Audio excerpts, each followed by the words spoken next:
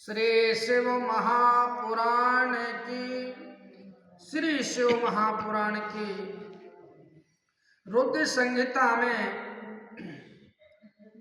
41वें अध्याय में महाराज हेमवान द्वारा शिव की बारात की अगवानी तथा सबका अभिनंदन एवं वंदन।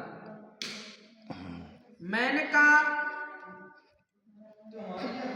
नारद जी को बुलाकर मैना नारद जी को बुलाकर उससे बारातियों का परिचय पाना तथा शिव और उनके गणों को देखकर भय से मूर्छित होना। महाराज ब्रह्मा जी कहते हैं कि नारद, तदंतर भगवान शिव ने नारद जी को हिमांचल के घर भेजा। वे वहां की विलक्षण सजावट देखकर दंग रहे। कितना बढ़िया सजाया। महाराज विश्वकर्मा ने जो विष्णु ब्रह्मा आदि समस्त देवताओं तथा नारद आदि ऋषियों को चेतन से प्रतीत होने वाली मूर्तियां बनाई थी। ऐसे लग रही थी ये साक्षात है, जीवित है, ऐसी मूर्तियां बनाई। उन्हें देखकर देवर्षि नारद चकित हो गए कि मैं भी एक नहीं दो, मैं तो ये हूं और ये कहां से नारद आ गया। चकित नारद भी हो गए। महाराज तत्पश्चात हिमांचल ने देवर्षि को बारात बुला लाने के लिए भेजा। साथ ही उस बारात की अगवानी के लिए मैना के आदि पर्वत भी गए। मैना कौन है? पार्वती जी का भाई है। भाई है, भाई है। अच्छा। ते मैनाक हो ये श्रम हारी, हनुमान ते परसा करे औपुन कीन प्रणाम, राम काज कीने बिना मोह कहाँ विश्राम। एक ही पर्वत आज है जिसके पंख हैं। मैनाक पार्वती जी का भाई है। हाँ, और मैना उनकी माता जी। अच्छा, तो मैनाक ही है। सब पर्वतों के पंख काट दिए थे इंद्र ने, लेकिन मैनाक उड़ करके जाके समुद्र में डूब गया था, तो पंख उसके बचे और आज भी उसके पंख हैं। इसीलिए वो ऊपर आ गया था। जब समुद्र ने कहा कि राम भक्त हनुमान यहाँ से गुजर रहे हैं और इतना तो कर दो, तब ये ऊपर आया और कहा कि मेरे ऊपर विश्राम कर लो। लेकिन हनुमान जी ने स्पर्श किया। हनुमान ते परसा कर पुन कीन प्रणाम, राम काज कीने बिना मोह कहाँ विश्राम। तो महाराज मैनाक भी अगवानी के लिए गया और सारे पर्वत भी भगवान शिव की बारात की अगवानी के लिए गए। तदंतर विष्णु आदि देवताओं तथा आनंदित हुए अपने गणों के साथ भगवान शिव हिमालय नगर के समीप आनंद आ पहुंचे। हाँ जी, आ पहुंचे। रुक जा कि सर्वव्यापी शंकर मेरे नगर के निकट आ पहुंचे हैं। तब उन्हें बड़ी प्रसन्नता हुई। महाराज तदंतर उन्होंने बहुत सा सामान एकत्र करके पर्वतों और ब्राह्मणों को महादेव के साथ वार्तालाप करने के लिए भेजा। स्वयं भी बड़ी भक्ति के साथ वे प्राण प्यारे महेश्वर का दर्शन करने के लिए गए।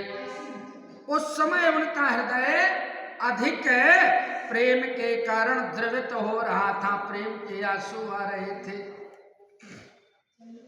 द्रवित हो रहा था। महाराज वे प्रसन्नता पूर्वक अपने सौभाग्य की सराहना करते थे। उस समय समस्त देवताओं की सेना को उपस्थित देखकर हिमवान को बड़ा विस्मय हुआ।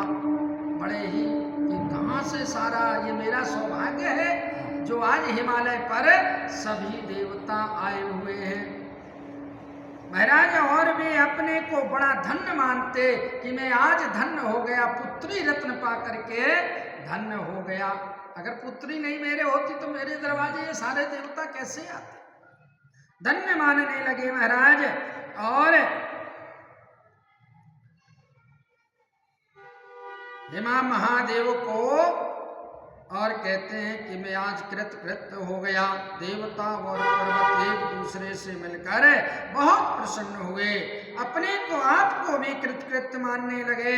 महादेव जी को सामने देखकर हिमालय ने उन्हें प्रणाम किया। किसने किया? हिमालय ने प्रणाम किया महादेव को।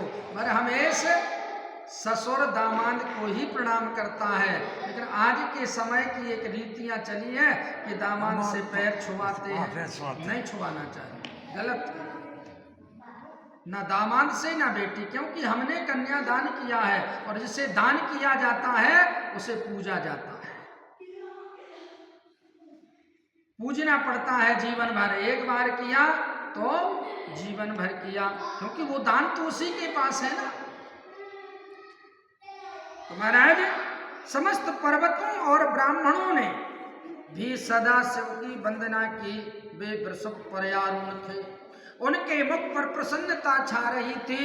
वे नाना प्रकार के आभूषणों से विभूषित थे और अपने दिव्य अंगों के लावण्य से संपूर्ण दिशाओं को प्रकाशित कर रहे थे। महाराज उनका श्रीअंग अत्यंत महीन, नूतन और सुंदर रेशमी वस्त्र से सुशोभित था। उनके मस्तक का मुकुट उत्तम रत्नों से जटित होने के कारण बड़ी शोभा पा रहा था। वे अपनी पावन प्रभा का प्रसार करते हुए हंस रहे थे। उनका प्रत्येक अंग भूषण बने हुए सर्पों से युक्त था। भगवान शिव का जो अंग था सर्पों के आभूषण बन चुके थे और मुकुट रत्नों से सजा हुआ था। उनकी अंग कांति बड़ी अद्भुत दिखाई देती थी। दिव्य कांति से संपन्न उन महेश्वर की सुरेश्वर गण हाथ में चंवर लिए सेवा कर रहे थे। देवता लोग चंवर डुरा रहे थे। महाराज उनके बाएं भाग में भगवान विष्णु थे और दाहिने में भाग में था, दाहिने भाग में मैं था। ब्रह्मा जी कहते हैं दाहिने में मैं बैठा था और महाराज पीछे देवराज इंद्र थे और अन्य देवता आदि भी पीछे तथा अलग अलग में अगल बगल में विद्यमान थे। नाना प्रकार के देवता आदि उन लोक कल्याणकारी भगवान शंकर की स्तुति कर रहे थे और सभी देवता महाराज स्तुति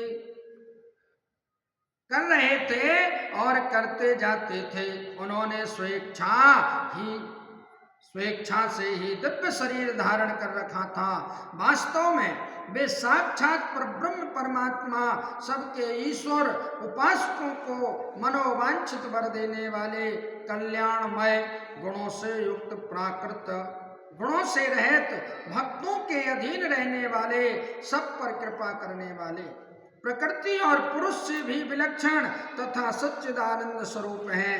उनके दर्शन के पश्चात हिमवान ने भगवान शिव के वाम भाग में अच्युत श्री हरि का दर्शन किया, जो नाना प्रकार के आभूषणों से विभूषित हो और विनतानंदन महाराज गरुड़ की पीठ पर विराजमान थे। माने गरुड़ जी की पीठ पर भगवान विष्णु विराजमान थे। मुने भगवान के दाहिने भाग में उन्होंने 4 मुखों से युक्त महाशोभाशाली तथा अपने परिवार से संयुक्त मुझ ब्रह्मा को देखा, ब्रह्मा जी को देखा।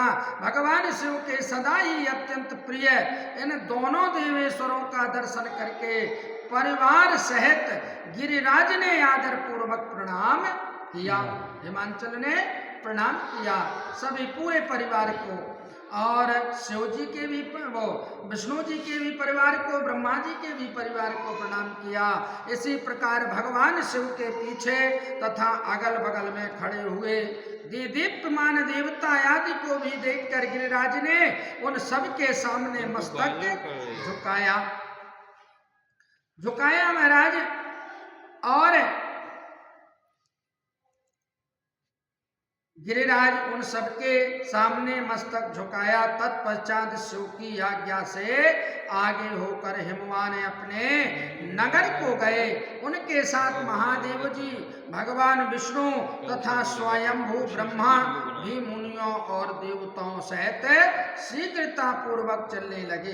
मुने, उस अवसर पर मैना के मन में भगवान शिव के दर्शन की इच्छा हुई। माता के मन में माता के मन में इच्छा हुई कि मैं भगवान शिव के दर्शन करूं, मेरा दामाद कैसा है उसके तो कम से कम दर्शन करूं। महाराज, इसलिए उन्होंने तुमको बुलवाया।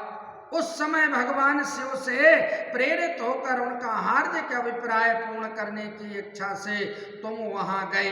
नारद जी कहते हैं कि वहां पर तुम गए। नारद जी गए माने ब्रह्मा जी कहते हैं कि तुम गए वहां। मैना तुम्हें प्रणाम करके बोली, नारद जी को प्रणाम करके मैना बोली कि मुने, गिरिराज के होने वाले पति, गिरिजा के होने वाले पति को पहले मैं देखूंगी।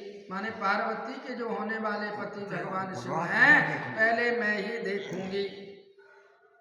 महाराज, शिव का कैसा रूप है, जिनके लिए मेरी बेटी ने ऐसी उत्कृष्ट तपस्या की है। तात उस समय भगवान शिव भी मैना के भीतर के अहंकार को जानकर श्री विष्णु और मुझसे अद्भुत लीला करते हुए बोले कि अहंकार है मैना के मन में कि मेरी बेटी ने तपस्या की है, अच्छा ही वर होगा। तो भगवान शंकर भी इधर समझ रहे कि वो वाला रूप नहीं दिखाना चाहिए, वो दिखाना चाहिए। तो महाराज शिव ने कहा, तात आप दोनों मेरी आज्ञा से देवताओं सहित अलग अलग होकर गिरिराज के द्वार पर चलिए। तुम जाओ, मैं अलग ही जाऊंगा, हम पीछे से आएंगे।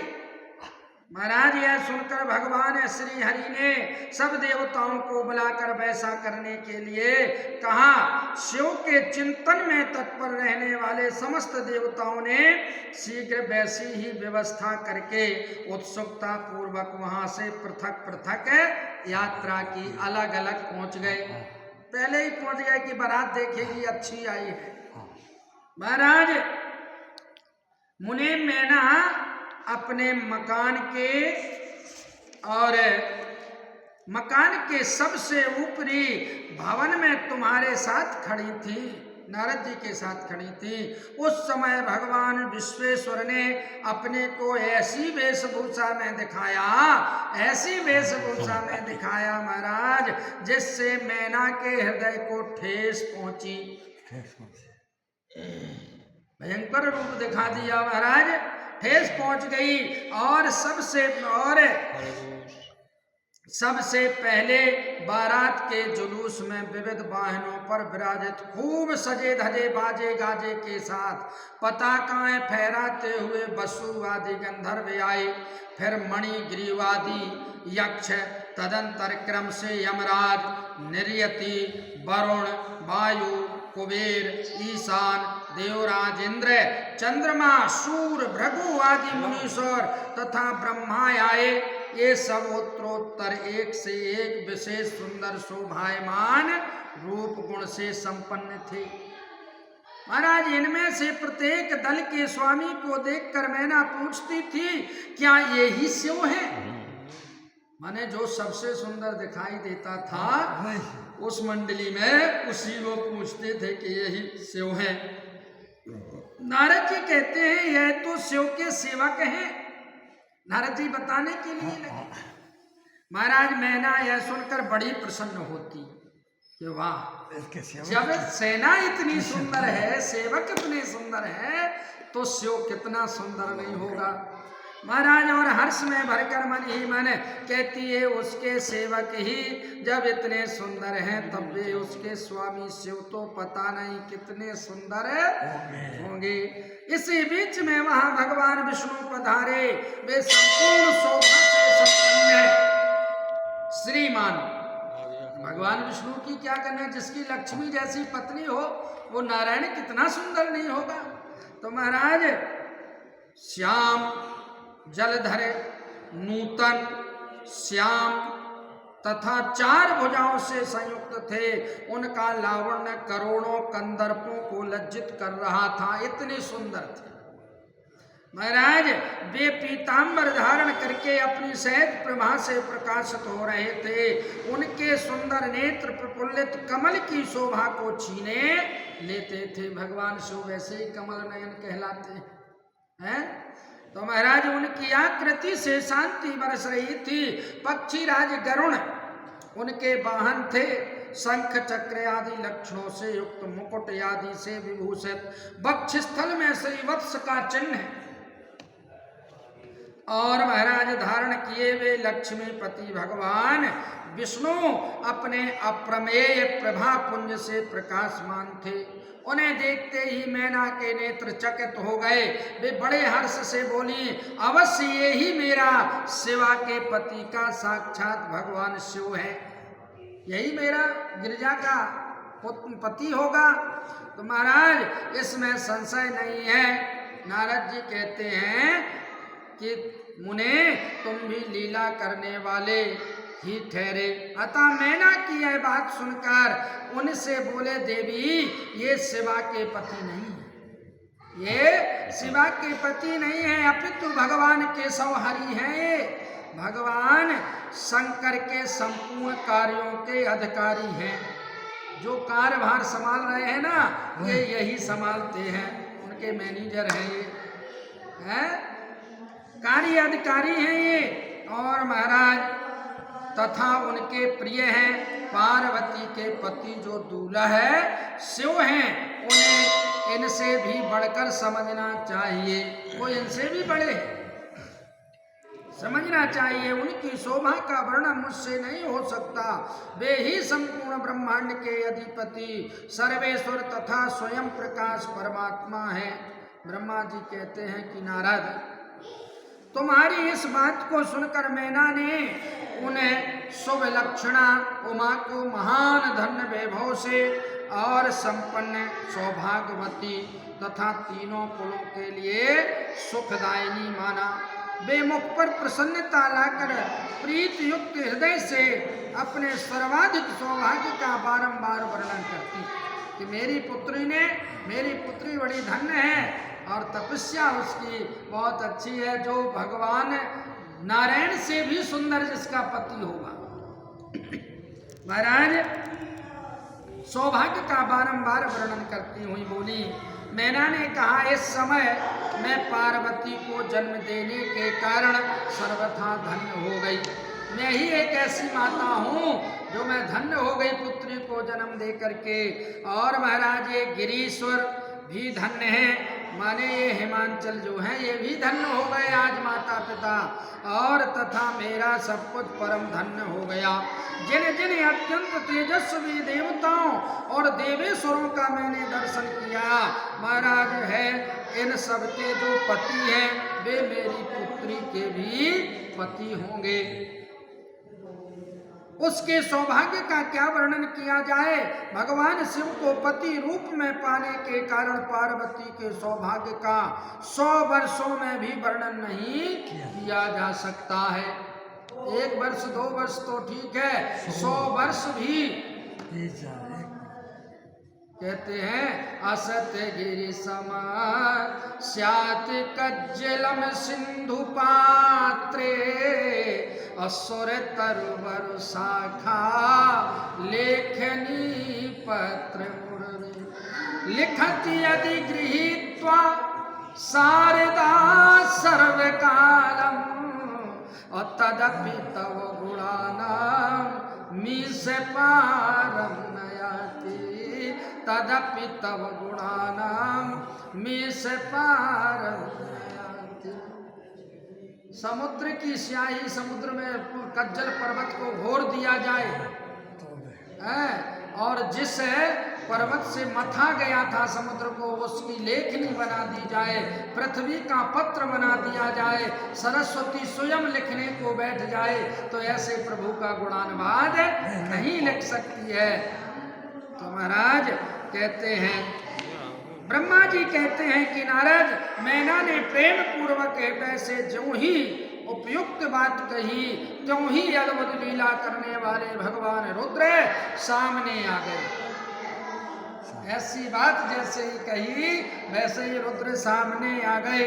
तात उनके सभी गण अद्भुत तथा मैना के अहंकार को चूर्ण करने वाले थे। भगवान शिव अपने आप को माया से निर्लिप्त एवं निर्विकार दिखाते हुए वहां आए। मुने वहां आया जान तुमने मैना को शिवा के पति का दर्शन कराते हुए उनसे इस प्रकार कहा। मैना से कहा कि यही तो पति है। नारद जी ने कहा यही है। तो महाराज सुंदरी देखो ये साक्षात भगवान शंकर हैं, जिनकी प्राप्ति के लिए शिवा ने वन में बड़ी भारी तपस्या की थी।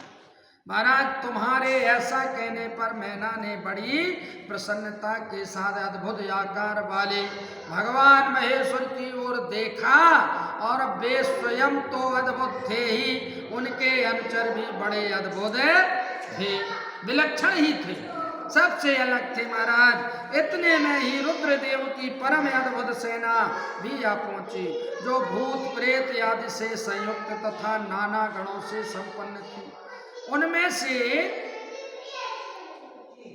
से कितने ही बवंडर का रूप धारण करके आए थे, कितने ही पताका की मरमर ध्वनि के समान शब्द करते थे। महाराज किन्हीं के मुख टेढ़े थे तो कोई अत्यंत कुरूप दिखाई देते थे, कुछ बड़े विकराल थे, किन्हीं का मुंह नहीं था, किसी की दाढ़ी मूछें नहीं थी और किसी के बड़े बड़ी दाढ़ी मूछें थी। और महाराज किसी किसी का मुंह ही दाढ़ी मूछों से ढका हुआ था। और कोई लंगड़े थे तो कोई अंधे, कोई दंड थे और कोई पास धारण किए हुए थे, तो किन्हीं के हाथों में मुदगर थे और कितने ही अपने वाहनों को उल्टे चला रहे थे। ऐसे तो गण हैं ही भगवान शिव के, हैं चला रहे थे। कोई सींग, कोई डमरू और कोई गोमुख बजाते थे। गणों में से कितने के मुंह ही नहीं थे। अब जैसे कीर्ति मुख है तो केवल मुख था उनका और हाथ पैर कुछ नहीं था। और किसी किसी के अब राहु केतु थे, किसी के मुख था, किसी के नहीं था। ये सब भगवान शिव के गण हैं। जो भगवान शिव को पूजता है ये सब कोई असर नहीं करते उसके ऊपर। तो महाराज कितनों के मुख पीठ की ओर लगे हुए थे। जैसे चुड़ैल जो है वो उल्टी होती है, पैर आगे पीछे को होते हैं और मुख इधर होता है। तो महाराज और बहुतों के बहुतेरे मुख थे, इसी तरह कोई बिना हाथ के थे और किन्हीं के हाथ उल्टे रख रहे थे। और कितनों के बहुत से हाथ थे, कितने ही नेत्रहीन थे और किन्हीं के बहुत से नेत्र थे, किन्हीं के सिर ही नहीं थे और किन्हीं के बहुत खराब सिर थे, किन्हीं के कान ही नहीं थे और किन्हीं के बहुत से कान थे। किसी किसी के एक भी कान नहीं और किसी किसी के बहुतों कान थे महाराज। और किन्हीं के बहुत खराब सिर थे और किसी के कान ही नहीं थे और किन्हीं के बहुत से कान। इस तरह सभी गण नाना प्रकार की वेशभूषा धारण किए हुए थे। तात वे विकृत आकार वाले थे, टेढ़े मेढ़े उल्टे सीधे। अनेक प्रबल गण बड़े वीर और भयंकर थे, उनकी कोई संख्या नहीं थी। मुने तुमने अंगुली द्वारा रुद्र गणों को दिखाते हुए और मैना से कहा, वरानन तुम पहले भगवान हर के सेवकों को देखो, फिर उनका भी दर्शन करना। उन असंख्य भूत प्रेत आदि गणों को देखकर मैना तत्काल भय से और व्याकुल हो गई। उन्हीं के बीच में भगवान शंकर भी थे, जो निर्गुण होते हुए भी परम गुणवान थे। भगवान शंकर भी उन्हीं गणों के बीच में थे। मैना देख करके दंग रह गई। महाराज गुणवान थे वे, वृषभ पर सवार थे, उनके 5 मुख थे। एक मुख वाले नहीं बने यहाँ, मैना को दिखाना था तो 5 मुख बना लिए भगवान शंकर। पूरा पूरा स्वरूप दिखाया। 5 मुख थे और प्रत्येक मुख में 3-3 नेत्र थे। 15 तो आंखें थी भगवान शंकर की। तो महाराज और त्रिनेत्र थे तीनों, और उनके सारे अंगों में विभूति लगी हुई थी, भस्म रमाए थे, जो उनके लिए भूषण का काम देती थी। मस्तक पर जटाजूट और चंद्रमा का मुकुट, 10 हाथ, और उनमें से एक में कपाल लिए, 10 हाथ थे, एक में कपाल माने खोपड़ी लिए हुए थे। और महाराज मस्त और मुकुट कपाल थे, और मस्तक पर जटाजूट और चंद्रमा का मुकुट, 10 हाथ, और उनमें से एक में कपाल लिए, शरीर पर बाघंबर का दुपट्टा और हाथ में पिनाक यानी धनुष लिए थे। तय मैनाक, तय माने पिनाक ही धनुष था भगवान शिव का, जो दधीच की हड्डियों से बना था महाराज। एवं त्रिशूल या आंख में आंखें, भयानक आकृति, विकराल, और हाथी की खाल का वस्त्र था। जब दूल्हा बन के वहां पहुंचे, और यह सब देखकर शिवा की माता बहुत डर गई, बहुत ही डर गई मैना, और महाराज चकित हो गई, व्याकुल होकर कांपने लगी, और उनकी बुद्धि चकरा गई कि इसके लिए इतनी तपस्या करती रही है, जिसके सेवक इतने सुंदर हैं और ये इतना कुरूप है। महाराज उस अवस्था में तुमने अंगुली से दिखाते हुए उनसे कहा, माने नारद जी, ब्रह्मा जी कहते हैं नारद तुमने तब अंगुली से बताया, दिखाते हुए उनसे कहा ये ही है भगवान शिव।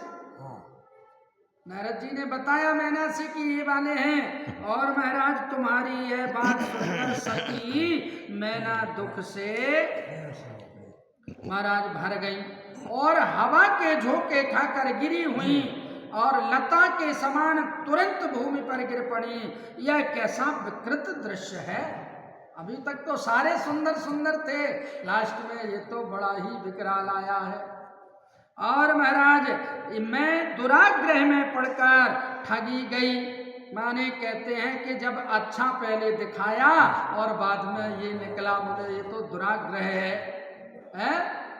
कोई सुंदर सी बच्ची दिखा दी जाए और बाद में कुरूप बिठा दी जाए फेरों में, तो कहेगा है। तो महाराज ठगी गई, यो कहकर मैना उसी क्षण मूर्छित हो, मूर्छा आ गई। तदंतर सखियों ने जब नाना प्रकार के उपाय करके उनकी समुचित सेवा की, तब गिरिराज प्रिया मैना धीरे धीरे होश में आई। बोलिए गौरी शंकर भगवान की जय, सच्चिदानंद भगवान की जय। आज की 41 से 43 अध्याय तक की कथा 3 अध्याय हुए हैं, और कल की कथा मैना का विलाप, शिव के साथ कन्या का विवाह न करने का हट, ये इसके साथ मैं विवाह नहीं करूंगी, चाहे कुछ भी हो जाए, मैं भी मरूंगी और इसको लेकर के मरूंगी। और महाराज देवताओं तथा श्री विष्णु का उन्हें समझाना तथा उनका सुंदर रूप धारण करने पर ही शिव को कन्या देने का विचार प्रकट करना। बोले अगर ये सुंदर हो तब तो विवाह करूंगा, नहीं तो करूंगी, नहीं तो मैं मर जाऊंगी, इसको लेकर के कुएं में गिर जाऊंगी। ये कल की कथा में आएगा। बोलिए गौरी शंकर भगवान की जय। गौरी मैया जय श्याम